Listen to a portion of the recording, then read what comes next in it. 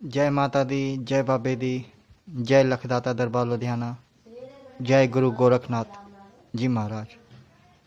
बोलिए वृंदावन बिहारी लाल की जय। आज हम आपको कार्तिक मास की चतुर्थ अध्याय में कहानी सुनाने जा रहे हैं, तारा भोजन की। जैसा कि आपने पहले सुनी भी कार्तिक स्नान की कथा और कार्तिक व्रत करने के फल और कार्तिक मास में क्या करें या क्या ना करें। आज हम सुनते हैं तारा भोजन। तारा भोजन की कथा में हम आपको कार्तिक मास के चतुर्थ अध्याय के महात्म में सुनाने जा रहे हैं।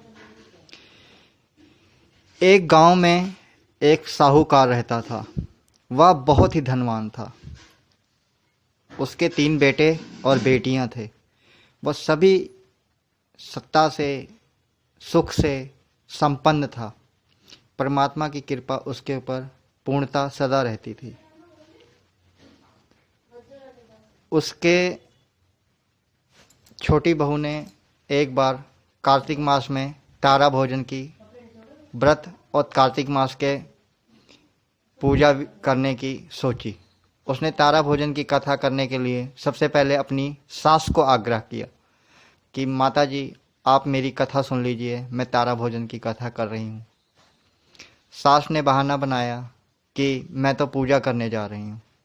फिर उसने अपनी जेठानी से आग्रह किया कि भाभी, आप मेरी कथा सुन लीजिए, मैं कार्तिक मास की कथा कर रही हूँ, तारा भोजन, और मैं कथा सुनाती हूँ, आप सुन लीजिए।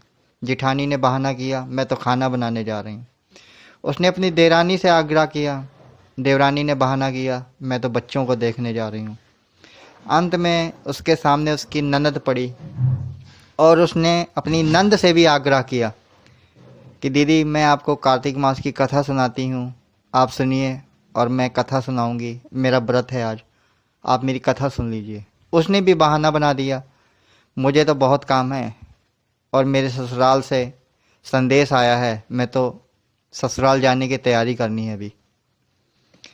वह परेशान और हैरान, उसे कथा सुनने के लिए कोई नहीं मिल रहा था। अंत में वह अपनी एक पड़ोसन के पास गई जो घर पे नहीं थी। वह तालाब पे जल लेने गई थी। तब तक देखा कि वह जल लेकर वापस आ रही थी। उसने सारी बात अपनी पड़ोसन को बताया तो उसकी पड़ोसन कथा सुनने के लिए तैयार हो गई। ऐसे उसने पूरा कार्तिक मास व्रत रखा, कथा सुनाई और अपने नियम पूर्वक सारे विधि विधान से पूजा की। तुलसी माता की, हरि नारायण की और ठाकुर जी की सेवा की। महीने के अंत का दिन था और उसकी पड़ोसन और वो कथा कर रहे थे और वो कथा सुन रही थी। कथा के उपरांत पूजा समाप्त हुई और बैकुंठ लोक से स्वयं देवदूत पालकी स्वरूप विमान लेकर आए जो उसे बैकुंठ ले जाने के लिए आया था। जैसे ही उस वाहन पालकी स्वरूप बैकुंठ से जो देवदूत लेकर आए थे, उन्होंने उस बहू को बोला कि आप बैकुंठ चलिए, श्री हरि नारायण ने आपकी कथा सुनकर आपको बैकुंठ का आग्रह दिया है, निमंत्रण दिया है, आप बैकुंठ चलिए। तो उसको देखते ही उसकी सास सबसे पहले आगे दौड़ी, क्या मैं तुम्हारे साथ चल सकती हूँ? तो उसने कहा, माँ जी, आप तो पूजा करने के लिए जाना है। फिर उसकी जेठानी दौड़ी, क्या दीदी मैं चल सकती हूँ? उसने कहा, आपको तो अभी खाना बनाना है। फिर उसकी छोटी देवरानी आके बोली, क्या दीदी मैं आपके साथ चल सकती हूँ? तो उसने बोला, अभी तो तुमने बच्चों को देखना है। इतनी देर में ही वह चलने वाली थी कि उसकी ननद दौड़ी दौड़ी आई, बोली, दीदी मैं आपके साथ चल सकती हूँ भाभी। उसने कहा, भाई तुम तो ससुराल जाना था, तुम्हें अभी तैयारी करनी है, तुम तैयारी करो। इतना कहने की देर थी कि उसने देवदूतों से प्रार्थना की, आग्रह किया कि पूरे मास की कथा मेरे साथ में मेरी पड़ोसन ने सुनी, क्या मैं उसको अपने साथ ले सकती हूँ? तो देवदूतों ने उसे बताया कि कथा सुनना भी एक तरह का बहुत पुण्य का काम है। जितना सुनाने का महत्व है उससे 4 गुना ज़्यादा सुनने का महत्व है। आपने व्रत रखा, पूजा किया, विधि विधान से सभी नियम पूर्वक किए, मगर उसने सारे महात्म, सारे अध्याय विधि विधान से सुने हैं, वह भी आपके साथ बैकुंठ जा सकती है। पड़ोसन और साहूकार की बहू चल पड़ते हैं बैकुंठ के लिए, और आधे रास्ते में ही साहूकार की बहू के मन में अहंकार आ जाता है।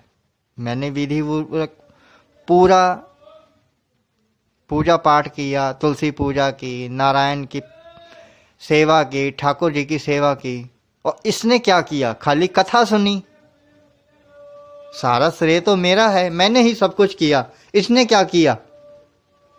और ये क्यों स्वर्ग जा रही है? मेरे लिए, मेरे वास्ते, मैंने किया। जहां उसके अंदर अहंकार आते हैं, इतनी देर में ही देवदूत उसे उठाकर जमीन पर फेंक देते हैं। वो बोलती है, हे देवदूत, मुझे क्षमा करें, मेरे अपराध की मुझे बोध कराएं, भी मेरा क्या अपराध है? आपने मुझे बैकुंठ ले जाने से इनकार कर दिया और मेरी पड़ोसन को ले जा रहे हैं। तो देवदूतों ने कहा कि अगर आप कथा, कीर्तन, भागवत, पूजा पाठ, नित्य नेम सभी तरह से करते हैं और उसका फल लेने के लिए आपके अंदर एकमात्र क्षणिक मात्र अगर अहंकार आ जाता है तो आपका वह सब शून्य है। तो आपके अंदर अहंकार आ गया है, इसके फलस्वरूप हम आपको नहीं ले जा सकते हैं। इसका उपाय यही है कि आपको 3 साल तक फिर विधि विधान से कार्तिक मास और महात्म्य की कथा सुननी और सुनानी पड़ेगी। अगर आपके अंदर फिर अहंकार आ गया तो 3 साल की पूजा पाठ आपके लिए फिर शून्य है। अगर आप 3 साल तक फिर विधि विधान से पूजा पाठ करते हैं तो हम पुनः 3 साल बाद आएंगे और आपको बैकुंठ रूप ले जाएंगे। श्री हरि नारायण विष्णु भगवान कहते हैं, जो भी कार्तिक मास में पूजा पाठ, विधि विधान और तुलसी पूजा, ठाकुर जी की पूजा निष्ठा से करता है, उसके दरवाजे बैकुंठ के लिए हमेशा खुल जाते हैं, सदैव के लिए खुल जाते हैं। मगर अगर उसके मन में अहंकार, मैं रूपी दानव उत्पन्न हो गया तो उसके लिए स्वर्ग से और बैकुंठ से तुरंत वह दरवाजे बंद होकर वही दरवाजे नरक के लिए खुल जाते हैं। तो भक्तों, आज की कथा का हमें ये महत्व है, हमें यह सीख मिलती है कि हमें कितना भी दान पुण्य पूजा पाठ करें मगर अपने अंदर अहंकार कभी भी नहीं लाना चाहिए, अपने अंदर मैं कभी भी नहीं लाना चाहिए। जय बाबे दी, जय माता दी, जय लखदाता दरबार लुधियाना, जय गुरु गोरखनाथ जी। अपनी वाणी को मैं विराम देता हूँ और इसी के साथ कल हम मिलेंगे अपने 5वें अध्याय पे। जय माता दी, जय बाबे दी।